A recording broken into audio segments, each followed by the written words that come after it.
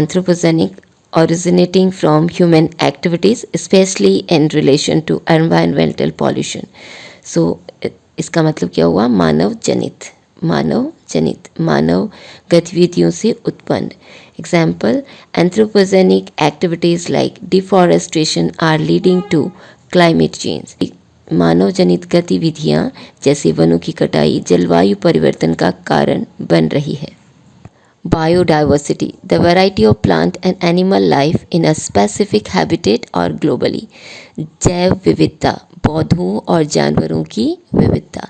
Example, conservation of biodiversity is crucial for maintaining ecological balance. जैव विविधता का संरक्षण पारिस्थितिक संतुलन बनाए रखने के लिए महत्वपूर्ण है. Ecosystem, a community of organisms interacting with their physical environment. Example, pollution disrupts the balance of ecosystem. प्रदूषण पारिस्थितिकी तंत्र के संतुलन को बाधित करता है. Sustainable, meaning able to be maintained without depleting resources. यानी कि सतत, जो लंबे समय तक बनाए रखा जा सके. Using sustainable energy resources is essential for a green future. हरे भविष्य के लिए सतत ऊर्जा स्रोतों का उपयोग आवश्यक है. Next is resilience. Resilience means the ability to recover quickly from difficulties. सहनशीलता या दुश्वारियों से जल्दी उबरने की क्षमता. The resilience of nature is remarkable after annual disasters. प्राकृतिक आपदाओं के बाद प्रकृति की सहनशीलता अद्भुत है. Decarbonisation, meaning reducing carbon dioxide emissions. Decarbonisation, carbon उत्सर्जन को कम करना. Decarbonisation of industries is vital for combating global warming. उद्योगों की डिकार्बोनाइजेशन वैश्विक तापमान से लड़ने के लिए महत्वपूर्ण है. Circular economy, an economic system focused on recycling and reuse. यानी कि चक्रीय अर्थव्यवस्था, पुनः उपयोग और पुनर्चक्रण पर आधारित अर्थव्यवस्था. A circular economy reduces waste and promotes sustainability.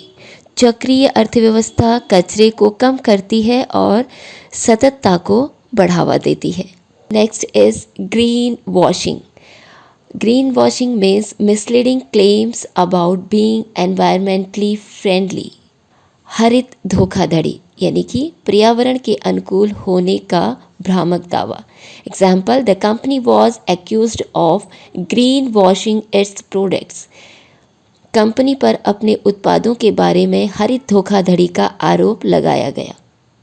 Net zero. Net zero means balancing emitted greenhouse gases with their removal. यानी कि शुद्ध शून्य, ग्रीन हाउस गैसों का उत्सर्जन और हटाने का संतुलन. Achieving net zero is a key goal in the fight against climate change. जलवायु परिवर्तन के खिलाफ लड़ाई में शुद्ध शून्य प्राप्त करना एक मुख्य लक्ष्य है. Climate justice. Climate justice means treating global warming as a political or ethical issue. यानी कि जलवायु न्याय, जलवायु परिवर्तन को नैतिक और राजनीतिक मुद्दा मानना. Climate justice ensures fairness for those most affected by the global warming. यानी कि जलवायु न्याय उन लोगों के लिए न्याय सुनिश्चित करता है जो जलवायु परिवर्तन से सबसे अधिक प्रभावित होते हैं. Carbon footprint. Carbon footprint means the total amount of green house gases produced directly and indirectly by human activities. यानी कि कार्बन पदचिन्ह, मानव गतिविधियों द्वारा उत्पन्न ग्रीन हाउस गैसेस की कुल मात्रा. Reducing your carbon footprint can help combat global warming. अपने carbon पदचिन्ह को कम करना ग्लोबल वार्मिंग से लड़ने में मदद कर सकता है. Renewable energy means energy from sources that are naturally replenished like wind and solar power. नवीकरणीय ऊर्जा. नवीकरणीय ऊर्जा यानी कि सोर्स जो स्वाभाविक रूप से पुनः भरे जा सकते हैं. Investing in renewable energy reduces dependency on fossil fuels. नवीकरणीय ऊर्जा में निवेश जीवाश्म ईंधन पर निर्भरता को कम करता है। Adaptation means adjusting to new environmental और सोशल कंडीशंस। अनुकूलन। Example, climate adaptation is necessary for countries prone to natural disasters.